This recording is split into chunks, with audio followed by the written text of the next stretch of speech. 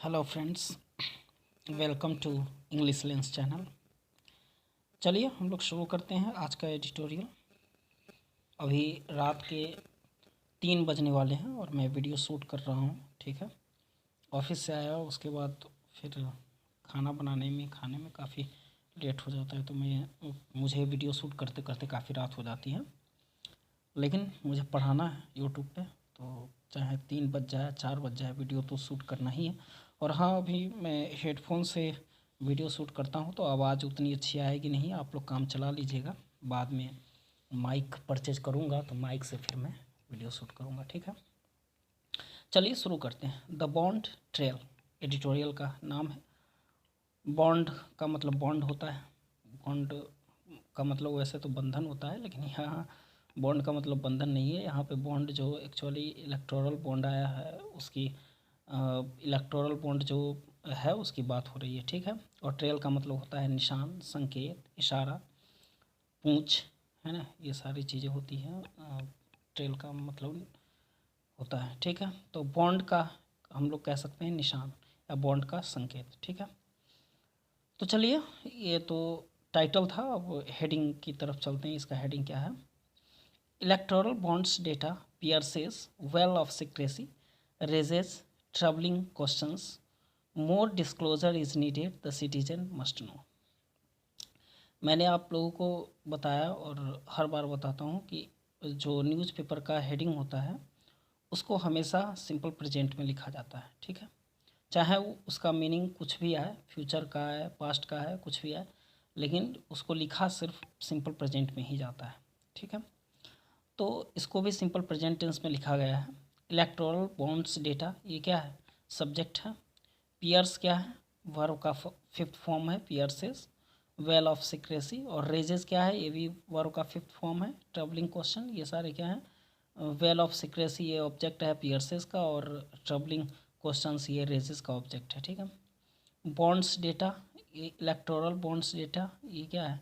Data एक noun है। Electoral bond भी नाउन ही होता है, लेकिन यहाँ डेटा से पहले आ गया तो इलेक्ट्रोल बॉन्ड एक एडजेक्टिव बन गया। ठीक है, वेल नाउन है, सिक्रेसी नाउन है। ठीक है, ट्रबलिंग एडजेक्टिव हो गया, क्वेश्चन नाउन हो गया।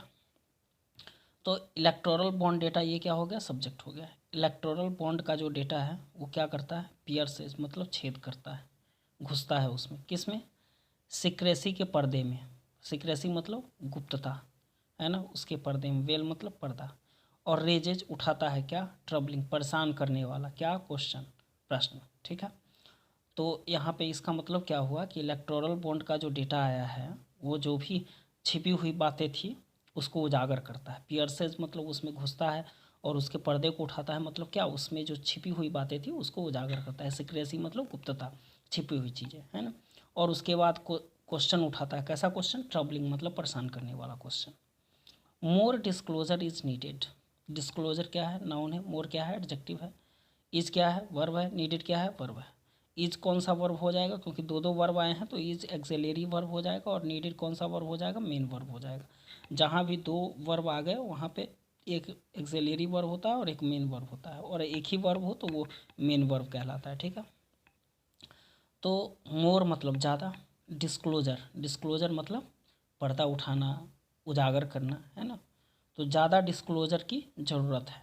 ठीक है, और citizen must know, citizen subject है। द सिटीजन, सिटीजन सिर्फ होता तो इसका मतलब एक सिटीजन, द सिटीजन हो गया तो पूरे सिटीजन, पूरे नागरिक, पूरे रहने वाले लोग भारत में। ठीक है, मस्ट क्या हो गया? Model axillary verb. और याद रखिए कि मॉडल एक्सिलरी वर्ब के बाद डायरेक्ट हमेशा वर्ब का फर्स्ट फॉर्म ही आता है, तो नो। तो नागरिक को निश्चित रूप से जानना चाहिए किसके बारे में? ये जो इस पर से पर्दा उठा है इलेक्टोरल बॉन्ड का की जो छुपी हुई जो भी बातें थी उससे जो पर्दे उठे हैं उसको निश्चित रूप से पूरे सारे सिटीजन को, सारे नागरिक को जानना ही चाहिए। ठीक है, चलिए आगे बढ़ते हैं। चलिए चलिए तो शुरू करते हैं इस पैराग्राफ को। क्या लिखा है? Compelled by the Supreme Court, the State Bank of India and the Election Commission have released a list of those who purchased electoral bonds, taking a long step towards lifting the veil of secrecy over campaign finance in India। देखिए, अभी मैं थोड़ा थोड़ा ही पढ़ाता हूँ क्योंकि videos मेरी अभी वीडियो की रीच ज़्यादा लोगों तक होती नहीं है, सभी देखते नहीं हैं, तो ज़्यादा मेहनत करना मुझे लगता है कि मैं अपना टाइम वेस्ट करता हूँ, तो इसलिए मैं ज़्यादा पूरा ये जो एडिटोरियल है वो पूरा का पूरा नहीं पढ़ाता हूँ, आधा ही पढ़ाता हूँ। लेकिन जो भी है जैसे भी है मैं पूरा कोशिश करता हूँ अच्छे से समझाऊँ। अगर आप लोग नीचे देखना शुरू करेंगे, कमेंट करेंगे कि नहीं पूरा पढ़ाने के लिए, तो फिर मैं पूरा भी पढ़ाऊँगा, ठीक है। लेकिन अभी फ़िलहाल के लिए मैं आधा ही पढ़ाता हूँ, ठीक है। तो चलिए आगे बढ़ते हैं। क्या है compelled by the supreme court. Compelled क्या है, वर्ब है, ठीक है। और बाय क्या है, प्रीपोजिशन है। सुप्रीम कोर्ट क्या हो गया, ऑब्जेक्ट हो गया, ठीक है। सुप्रीम कोर्ट वैसे तो नाउन है, लेकिन यहाँ ऑब्जेक्ट, नाउन क्या है, ऑब्जेक्ट की तरह काम करता है, ठीक है। ऑब्जेक्ट और सब्जेक्ट में सिर्फ नाउन और प्रोनाउन का ही यूज होता है, ये याद रखिएगा। अगर इसके अलावा कुछ आता है तो वो नाउन फ्रेज आता है, उसके अलावा और कुछ नहीं आता है, ठीक है। तो कंपेल्ड का मतलब होता है मजबूर किया जाना, ठीक है। लेकिन सुप्रीम कोर्ट मजबूर किया जा रहा है, कर रहा है, इसका मतलब क्या, सुप्रीम कोर्ट आदेश दे रहा है। तो compelled by the supreme court, supreme court के आदेश से मजबूर होकर, ठीक है। द स्टेट बैंक, ये तो कंपेल्ड वर्ब था और सुप्रीम कोर्ट क्या था, ऑब्जेक्ट था, ठीक है। तो यहाँ पे ये आगे है, the state bank of India and the election commission have released. अब यहाँ पे देखिए, ये एक सब सेंटेंस हो गया, हैव रिलीज्ड ए लिस्ट, ठीक है यहाँ तक। तो इसमें सब्जेक्ट कौन कौन से हैं, the state bank of India और इलेक्शन कमीशन, दोनों सब्जेक्ट हैं। दोनों को एंड से जोड़ा गया है, एंड क्या है, कंजंक्शन है, ठीक है। तो ये सब्जेक्ट कैसा हो गया, प्लुरल हो गया। क्यों हो गया, क्योंकि दो दो सब्जेक्ट इसमें एंड से जुड़े हुए हैं, तो ये प्लुरल हो गया। तो प्लुरल हो गया तो इसमें हैव का यूज है, ठीक है। सिंगुलर अगर रहता, थर्ड पर्सन सिंगुलर, तो हैज का यूज होता, लेकिन यहाँ हैव का यूज है क्योंकि प्लुरल सब्जेक्ट हो गया, ठीक है। उसके बाद ये प्रेजेंट परफेक्ट का सेंटेंस है, तो इसमें हैव हैज के बाद क्या आता है, वर्ब का थर्ड फॉर्म आता है। तो वर्ब का थर्ड फॉर्म आया रिलीज्ड, ठीक है। तो स्टेट बैंक ऑफ इंडिया और इलेक्शन कमीशन ने रिलीज़ किया है। रिलीज़ किया मतलब क्या, बाहर लाया है क्या, तो लिस्ट, किसका लिस्ट, अब ये लिस्ट क्या है, ऑब्जेक्ट है। अब किसका लिस्ट लाया है, तो दोज, उन लोगों का। अब उन लोगों का यहाँ तक तो ठीक है। अब यहाँ पे हु क्या हो गया, रिलेटिव प्रोनाउन हो गया, ठीक है। क्या कर रहा है ये, रिलेटिव प्रोनाउन वो दोज के बदले में यूज किया गया है, ठीक है। हु परचेज्ड इलेक्टोरल बॉन्ड्स, जिन्होंने क्या खरीदा, इलेक्टोरल बॉन्ड को खरीदा। अब हु का जो हु यहाँ पे सब्जेक्ट हुआ दूसरे सेंटेंस के लिए, लेकिन हु दोज के बदले में यूज है, तो क्या है कि हु रिलेटिव प्रोनाउन का काम, रिलेटिव प्रोनाउन हो गया। रिलेटिव प्रोनाउन का काम होता है रिलेशन को जोड़ना, ठीक है। किसी नाउन के बदले में या प्रोनाउन के बदले में आकर के फिर वो क्या करता है, रिलेशन को जोड़ता है।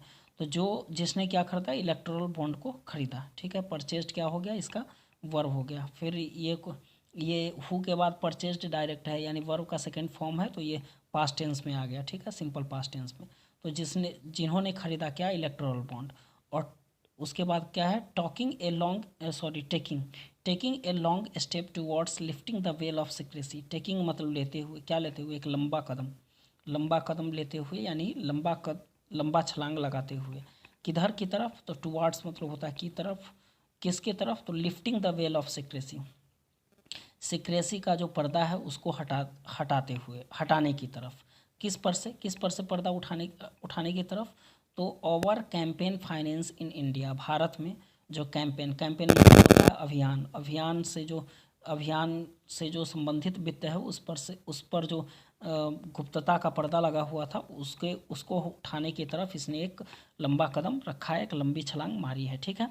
अब यहाँ पे कैंपेन फाइनेंस अभियान से संबंधित वित्त का मतलब ये हो गया। वैसे तो अभियान होता है कैंपेन का मतलब, लेकिन यहाँ पे अभियान का मतलब क्या, ये चुनावी अभियान है, चुनाव चल रहा है, तो चुनाव का वित्त कह सकते हैं यहाँ पे कैंपेन। वैसे तो चुनाव को भी कैंपेन कहा जाता है, तो यहाँ पे हम लोग चुनाव का वित्त भी, अगर हम एग्जैक्ट मीनिंग लगाएं तो चुनाव से संबंधित वित्त कह सकते हैं, ठीक है। वित्त मतलब फाइनेंस मतलब पैसा, ठीक है।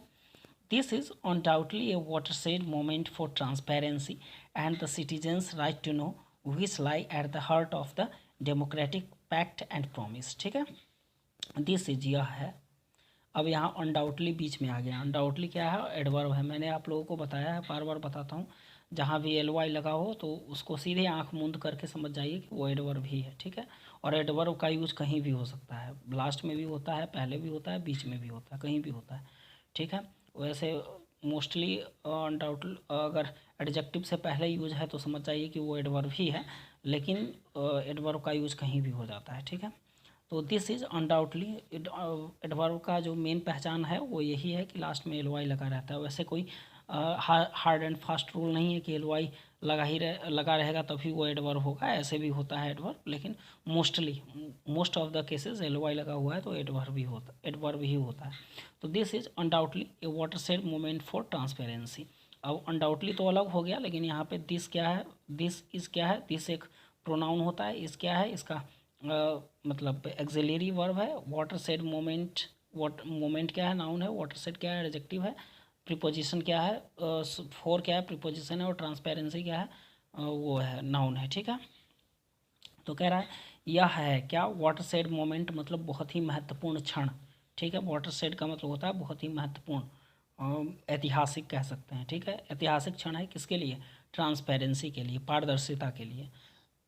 And the citizens right to know, और सिटीजन का, नागरिक लोगों का राइट टू नो यानी जानने का अधिकार है, ठीक है। विच लाई, विच यहाँ पे फिर से प्रोनाउन आ गया, कौन सा, रिलेटिव प्रोनाउन, ठीक है। Which lie at the heart of the democratic pact, जो कहाँ रहता है, लाई मतलब होता है लेटना, ठीक है, LI, लेकिन यहाँ पे लेटना का मतलब जो रहता है, कहाँ रहता है, at the heart of the democratic pact, जो लोकतांत्रिक समझौते हैं और जो वादे हैं उसके दिल में रहता है, ठीक है। The court's judgment striking down the electoral bonds scheme and its subsequent order pushing the SBI to submit the data are therefore immensely welcome। कह रहा है कि कोर्ट का जो न्याय है, जजमेंट मतलब फैसला, न्याय, स्ट्राइकिंग डाउन का मतलब रद्द कर देना, हटा देना, किसको, इलेक्टोरल बॉन्ड स्कीम को, ठीक है। तो कोर्ट का जो न्याय फैसला आया कि भाई इलेक्टोरल बॉन्ड स्कीम है वो उसको ख़त्म किया जाए, उसको हटाया जाए। एंड इट्स सब्सिक्वेंट ऑर्डर, और इसका जो बाद का, सब्सिक्वेंट मतलब होता है बाद में, बाद का जो आदेश है, पुशिंग द एसबीआई को धकेलने का। एसबीआई को धकेलना मतलब क्या, एसबीआई को आदेश देने का। एसबीआई को सुप्रीम कोर्ट धकेलेगी तो इसका मतलब क्या है, ये मैं इसलिए ऐसे बता रहा हूँ ताकि आप लोगों को अर्थ लगाने हैं, कैसे अर्थ, कैसे मीनिंग मतलब अंडरस्टैंड किया जाता है, उसको कैसे सेंस में लिया जाता है। तो पुश का मतलब धकेलना होता है, लेकिन सुप्रीम कोर्ट एसबीआई को धकेलेगी तो धक्का तो नहीं देगी हाथ पकड़, हाथ से, है ना, चाहे किसी चीज़ से। धकेलने का मतलब क्या है, एसबीआई को आदेश देगी क्या करने के लिए, कि सबमिट डेटा को सबमिट कीजिए, जमा कीजिए, ठीक है, इस तरह का। आर देयर फॉर, इसलिए, देयर फॉर मतलब इसलिए क्या है, इमेंसली वेलकम, उसका बहुत ही, इमेंसली मतलब होता है गहराई से, तो इमेंसली का मतलब बहुत ज़्यादा, वेलकम किया जाना चाहिए, स्वागत किया जाना चाहिए, ठीक है। The revelations of donor names will help pierce the black box of the relationship between big business and politics। रिवेलेशंस का मतलब होता है उजागर करना, ठीक है। तो और ये रिवेलेशंस क्या है, नाउन है। डोनर क्या है, नाउन है, ये सारे। वैसे तो डोनर नेम्स, यहाँ पे नेम्स आ गया तो नाउन, और नेम से पहले डोनर लग गया तो वो एडजेक्टिव हो जाएगा, ठीक है। कोई नाउन अगर किसी नाउन से पहले आ जाए तो वो एडजेक्टिव का काम करता है, ठीक है।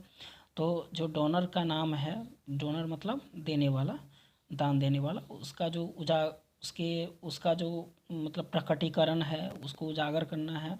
विल हेल्प, ये क्या करेगा, सहायता करेगा। विल का यूज है, विल किस में यूज होता है, फ्यूचर टेंस में यूज होता है, ठीक है। तो ये सहायता करेगा, क्योंकि फ्यूचर टेंस है तो फ्यूचर की बात होगी, तो करेगा किस चीज़ में, पियर्स। फिर यहाँ पे आ गया छेदने, पियर्स मतलब छेदना, है ना, अंदर घुस जाना, ठीक है। Pierce the black box. अब इसका हम सेंटेंस को पढ़ करके यहाँ पे छेदना का, अगर आप मीनिंग कहेंगे छेदना तो वो सूटेबल नहीं होगा, इसके सेंस पर हमें इसका मीनिंग पकड़ना पड़ेगा, ठीक है। तो मैं पढ़ता हूँ आगे तो समझ में आएगा। Pierce the black box of the relationship between big business, यानी बड़े बिजनेस और पॉलिटिक्स के बीच में जो संबंध है उसका जो काला बक्सा है। काला बक्सा मतलब क्या, काले बक्से का मतलब जो कहते हैं ना कि गुप्त रहस्य है, उसको उसमें ये घुस करके इसको उजागर करने का काम करेगा, ठीक है। कौन, तो जो डोनर हैं, दाता लोग हैं, उनके नाम का जो प्रकटीकरण है, उसको उजागर करना है, वो क्या करेगा, सहायता करेगा। जो बड़े बिजनेस और जो पॉलिटिक्स, राजनीति है, उसके बीच में जो गहरे संबंध है, काले संबंध है, उसको उजागर करने में, उसको छेदने में, यानी उसको प्रकट करने में, ठीक है। At one level it is deeply symbiotic. At one level, at one level का मतलब क्या, एक लेवल पर, ये क्या है, इट इज़ डीपली, ये गहराई से क्या है, सिम्बियोटिक है, सांकेतिक है, ठीक है। The list points to the possibility of some donations being linked to entities securing lucrative contracts और licences at both the central and state level. ठीक, कह रहा है कि जो लिस्ट है, द लिस्ट पॉइंट्स, फिर लिस्ट सब्जेक्ट है और पॉइंट्स क्या है, वर्ब का फिफ्थ फॉर्म आ गया, ठीक है। तो ये सब्जेक्ट के बाद अगर वर्ब का फिफ्थ फॉर्म आ रहा है तो कौन सा टेंस आएगा, सिंपल प्रेजेंट टेंस। तो लिस्ट जो है वो संकेत करता है किसकी तरफ, पॉसिबिलिटी ऑफ सम डोनेशंस, जो डोनेशन जो दिए गए हैं, दान के जो पैसे दिए गए हैं कुछ, उसके संकेत, उसका जो उसकी जो संभावना है उसकी तरफ संकेत करता है, ठीक है। बीइंग लिंक्ड मतलब जुड़ा हुआ होना, लिंक मतलब जुड़ा हुआ होना, बीइंग लिंक्ड मतलब जो जुड़े हुए हो सकते हैं, टू एंटिटीज, एंटिटीज मतलब तत्व, तत्व का मतलब यहाँ क्या, ऐसे लोगों से, ठीक है, जुड़े हुए हो सकते हैं। सिक्योरिंग लिक्रेटिव कॉन्ट्रैक्ट, सिक्योर मतलब सुरक्षा करना, और लिक्रेटिव मतलब लाभदायक, कॉन्ट्रैक्ट मतलब कॉन्ट्रैक्ट, जो लोगों से हम लोग संबंध रिलेशन बनाते हैं वो कॉन्ट्रैक्ट, ठीक है। और लाइसेंसेज और licence at both central and state level, यानी सेंट्रल और स्टेट दोनों लेवल पे कोई लाइसेंस या कॉन्ट्रैक्ट जो लाभदायक कॉन्ट्रैक्ट हो सकता है। यहाँ कॉन्ट्रैक्ट का मतलब वही है कि कॉन्ट्रैक्ट मतलब संबंध होता है, यहाँ कॉन्ट्रैक्ट है, कॉन्ट्रैक्ट मतलब जो हम ठेके उके पे लेते हैं या लाइसेंस लेते हैं वो। तो लाभदायक कॉन्ट्रैक्ट या लाइसेंस को सिक्योर करने में ये किसी तत्व से जुड़े होने के कुछ डोनेशन की संभावना की ओर संकेत करता है, कि ये संकेत करता है कि उससे कुछ ऐसे लोग, ये मतलब ऐसे दानकर्ता लोगों की ओर संकेत करता है जो ऐसे तत्वों से जुड़े हो सकते हैं, जो बाद में क्या करेंगे, सेंट्रल और स्टेट दोनों लेवल पे ऐसे लोग हो सकते हैं जो क्या करेंगे, कॉन्ट्रैक्ट और लाइसेंस, अपना लाभदायक कॉन्ट्रैक्ट और लाइसेंस में को अपना सिक्योर करेंगे। जैसे बोलेंगे, मान लीजिए कोई पार्टी अभी चुनाव जीत गई, मान लीजिए मैंने अभी कांग्रेस में को इलेक्टोरल बॉन्ड के थ्रू बहुत सारा पैसा दिया था, ठीक है। और कांग्रेस अगर जीत जाएगी तो मैं भी तो उससे, कांग्रेस से फ़ायदा चाहूँगा, जितना पैसा मैंने लगाया है उतना तो चाहूँगा, तो मैं कांग्रेस से ऐसा संपर्क बना करके रखूँगा, ऐसा बना करके रखूँगा, ताकि मान लीजिए कल हो करके रेलवे का कोई ठेका आया बढ़िया सा, तो मैं तो कांग्रेस क्या करेगी, कांग्रेस की पार्टी चाहे कांग्रेस की हाईकमान जो भी होगी वो पहले मेरे नाम पे उसको, मतलब उस कॉन्ट्रैक्ट को रखेगी कि हाँ पहले चंदन जी को दिया जाएगा, और अगर वो इसको एक्सेप्ट नहीं करते हैं या उनके लिए सूटेबल नहीं होता तो दूसरे को दिया जाएगा। क्यों, क्योंकि चंदन जी ने इतना 2 करोड़ या 5 करोड़ उनकी पार्टी को दिया है, उनको चुनाव जिताने में, इलेक्शन जितवाने में उनका हेल्प किया है, ठीक है। तो समझ रहे होंगे आप लोग। तो चलिए आगे बढ़ते हैं। क्या है, there are also indications of donations to political parties tending to follow investigations against the donor companies by agencies such as the Enforcement Directorate. कह रहा है कि देयर एक इंट्रोडक्टरी सब्जेक्ट होता है, ठीक है। देयर का कोई मीनिंग नहीं होता है, जब एज अ इंट्रोडक्टरी सब्जेक्ट वो यूज होता है तो ठीक है। और आर, और ये देयर के बाद इज और आर का यूज जो होता है ना, वो उसके बाद जो सब्जेक्ट आता है उस पर डिपेंड करता है। वो अगर सिंगुलर है तो इज यूज होगा, अगर प्लूरल है तो आर यूज होगा, ठीक है। तो there are also indications, indications हो गया तो ये क्या हो गया, प्लूरल हो गया, ये सब्जेक्ट है इसका, देयर आर का, ठीक है। तो there are also indications of donations, मतलब डोनेशन का भी संकेत, इंडिकेशन है, इंडिकेशन समझ रहे हैं ना, संकेत है, इशारा है, ठीक है। तो डोनेशन का भी का संकेत भी है, इशारा भी है, किसको, तो पॉलिटिकल पार्टीज़ को, जो राजनीतिक पार्टी हैं उनको। और टेंडिंग टू फॉलो इन्वेस्टिगेशन, उनकी प्रवृत्ति बनी हुई है ताकि वो ऐसे अनुसरण करने की, इन्वेस्टिगेशंस, जांच की, किसके खिलाफ, तो अगेंस्ट द डोनर कंपनीज, जो देने वाले कंपनी है उनके खिलाफ, किनके द्वारा, एजेंसी के द्वारा। कौन सी एजेंसी, जैसे कि इन्फोर्समेंट डायरेक्टरेट के द्वारा, यानी ये इन्फोर्समेंट डायरेक्टरेट जिसको ईडी बोलते हैं, इसका काम ही होता है जांच वाच करना ऐसे ही चीज़ों में। तो यही कह रहा है कि जो पॉलिटिकल पार्टी को जो डोनेशन दान दिया गया है, इसका भी एक संकेत है, जो जिसकी की प्रवृत्ति बनी हुई है कि वो कि उसके खिलाफ जांच की जाएगी। उन जो डोनर कंपनी देने वाले, पैसे देने वाले कंपनी है, मतलब उसके खिलाफ इन्वेस्टिगेशन, निरीक्षण किया जाएगा, जांच किया जाएगा एजेंसियों के द्वारा। कौन सी एजेंसी, तो जैसे इन्फोर्समेंट डायरेक्टोरेट है, ऐसी एजेंसियों के द्वारा, ठीक है। The data points to a severely skewed system of election finance, ठीक है। तो skewed system of election finance that the ruling party at the center and in several states the BJP has evidently benefited from। कह रहा है कि data, फिर data के बाद पॉइंट्स है, वर्ब का फिफ्थ फॉर्म है, तो डेटा संकेत करती है किसके तरफ, to a severely skewed. Severely मतलब हद से ज़्यादा, ठीक है, बहुत ज़्यादा। स्क्यूड मतलब तिरछा, विकृत। तो डेटा जो है वो एक अत्यंत विकृत प्रणाली, सिस्टम मतलब प्रणाली की ओर इशारा करती है। तो ये विकृत प्रणाली मतलब खराब प्रणाली, विकृत मतलब खराब।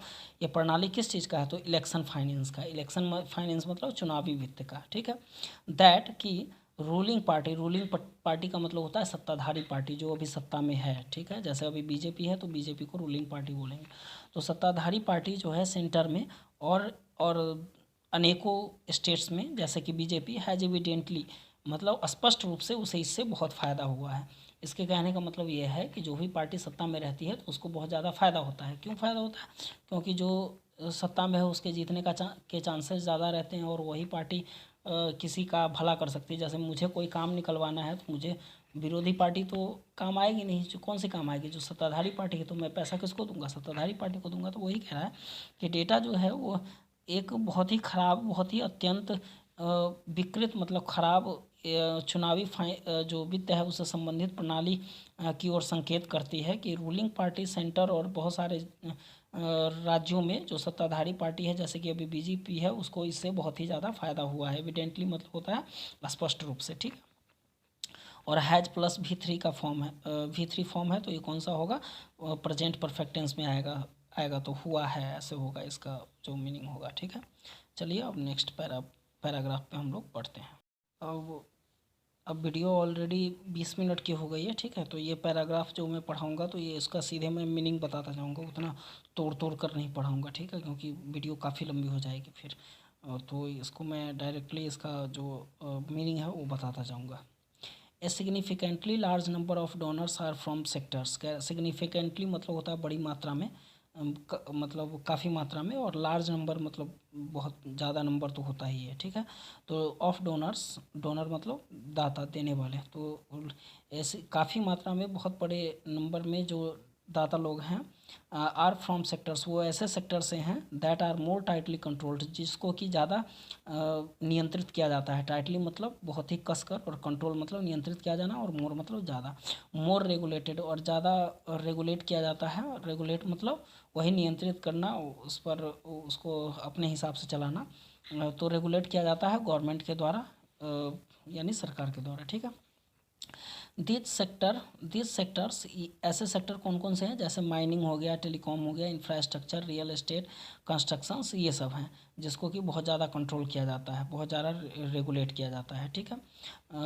Are where clearances and licences are required. तो ये जो सेक्टर्स ऐसे हैं जहाँ पे क्लियरेंस और लाइसेंस की ज़रूरत होती है, मतलब बिना लाइसेंस के, बिना गवर्नमेंट के स्पष्टीकरण के आप इन चीज़ों का काम नहीं कर सकते हैं, ठीक है। और करेंगे तो फिर आप पे छापेमारी हो जाएगी, ठीक है। Or where contracts are awarded by governments. और ये जो चीज़ें ऐसी हैं जिसका कॉन्ट्रैक्ट गवर्नमेंट के द्वारा ही आपको दिया जाता है या किसी को दिया जाता है। Instances of donations by those in sectors lightly regulated by the government are few. कह रहा है कि डोनेशंस की जो घटनाएं हैं, इंस्टांसेस मतलब घटना, उन लोगों के द्वारा इन सेक्टर्स में लाइटली मतलब बहुत कम रेगुलेट किया जाता है गवर्नमेंट के द्वारा, मतलब कम रेगुलेट किया जाता है गवर्नमेंट के द्वारा, ऐसे कुछ ही हैं। इस सेंटेंस का अभी सही से मीनिंग आप लोगों को समझ में नहीं आया होगा, फिर से बताता हूँ। देखिए, जो डोनेशन जो दिए जाते हैं, डोनेशन मतलब जो पैसे दिए जाते हैं, उसकी जो घटना है, बाय दोज इन सेक्टर्स मतलब इन सेक्टर्स में ऐसे लोगों के द्वारा, बाय दोज का मतलब वो लोग जो इन सेक्टर्स में हैं, लाइटली रेगुलेटेड। तो ये इस मतलब तो इसको जो है गवर्नमेंट के द्वारा रेगुलेट किया जाता है, लेकिन कम रेगुलेट किया जाता है, कम नियंत्रित किया जाता है, और आर फ्यू, और ये कुछ ही हैं ऐसे, ठीक है। फॉर एग्जाम्पल, उदाहरण के लिए, in the mining and steel sectors. कह रहा है कि उदाहरण देकर समझा रहा है कि जैसे आप माइनिंग और स्टील सेक्टर में ले लीजिए, तो वेदांता लिमिटेड है, रुग्णता सन्स प्राइवेट लिमिटेड है, जिंदल स्टील है, पावर है, एसएल माइनिंग है, और माइनिंग एंड इंडस्ट्रीज है, डेम्पो है। इन लोगों ने बॉन्ड खरीदे कितने, 825 करोड़ के, ठीक है। वाइल इन टेलीकॉम, जबकि टेलीकॉम में भारतीय एयरटेल ने बॉन्ड खरीदा कितने का, 198 करोड़ का। देयर आर अदर एग्जाम्पल्स है एज वेल, कह रहा है इनके अलावा और भी सारे एग्जाम्पल हैं। As reported in this paper, जैसा कि इस पेपर में रिपोर्ट किया गया है, रिपोर्ट मतलब बताया गया है, Mega Engineering and Infrastructure Limited purchase bonds adding up to 140 crore on April 11 2023। Mega जो इंजीनियरिंग इंफ्रास्ट्रक्चर है उसने बॉन्ड खरीदा था कितना, 140 करोड़ का 11 अप्रैल 2023 को। A month before winning A tender of 14,400 crore, मतलब 14,400 करोड़ का टेंडर जीतने से एक महीने पहले। Thane Borivali twin tunnel project, ये जो टेंडर इन्होंने जीता था इसका नाम था Thane Borivali twin tunnel project, ठीक है। The data also shows the 3 of the top 5 donors purchased bonds even as they faced probes by the Enforcement Directorate and income tax authorities. कह रहा है कि जो डेटा है वो ये भी दिखाता है कि टॉप 5 डोनर जो हैं उनमें से 3 जो हैं उन लोगों ने बॉन्ड खरीदे थे और इस ऐसी स्थिति में खरीदे थे जबकि इवन एज का मतलब होता है यहाँ तक कि जबकि दे फेस्ड प्रॉप्स, उन लोगों पे घूस का आरोप चल रहा था, उसका मतलब घूस लेने का जो ये है आरोप चल रहा था। और किसके द्वारा, इन्फोर्समेंट डायरेक्ट मतलब केस चल रहा था, इन्फोर्समेंट डायरेक्टोरेट और इनकम टैक्स के अधिकारी हैं उन लोगों ने इन पर लगाया था आरोप, वो चल रहा था, फिर भी इन लोगों ने खरीदा था, ठीक है। फॉर इंस्टांस, उदाहरण के लिए, as reported in this paper, जैसा कि 2 अप्रैल 2022 को इस पेपर में रिपोर्ट किया गया था, ED attached movable assets worth 409.92 crore. ED enforcement directorate ने अटैच किया था मूवेबल मतलब ऐसे संपत्तियों को जो मूवेबल हो, मूव करने वाला योग्य हो, ठीक है, जो कि 409.92 करोड़ का था। कहा गया in the money laundering case against future gaming के खिलाफ मनी लॉन्ड्रिंग के केस में, ठीक है। 5 days लेटर, 5 दिनों बाद, the company purchased bonds worth Rs 100 crore, company ने बॉन्ड खरीदा कितने का, 100 करोड़ का। इन अनदर केस, दूसरे केस में, Aurobindo pharma which is entangled in Delhi liquor case, Aurobindo pharma है जो कि फंस गया था, इंटेंगल मतलब होता है फंस जाना, है ना, दिल्ली लीकर केस में, डोनेटेड 49 करोड़, उसने भी दान दिए 49 करोड़ के। The majority of its bond purchases were in 2022 and 23। In November 2022 the ED had arrested the company director. कह रहा है कि इन बॉन्डों को जो खरीदे थे उनमें से मेजोरिटी मतलब ज़्यादातर लोग जो थे 2022 और 2023 में खरीदने वाले थे, और नवंबर 2022 में तो ईडी ने उनको अरेस्ट किया था, इसके कंपनी के डायरेक्टर को, ठीक है। तो ये लास्ट रह गया, ठीक है, तो मैं यहीं तक रहने देता हूँ। वीडियो भी काफ़ी लंबी हो गई है और रात भी काफ़ी ज़्यादा हो गई, मुझे सोना भी है, नींद आ रही है।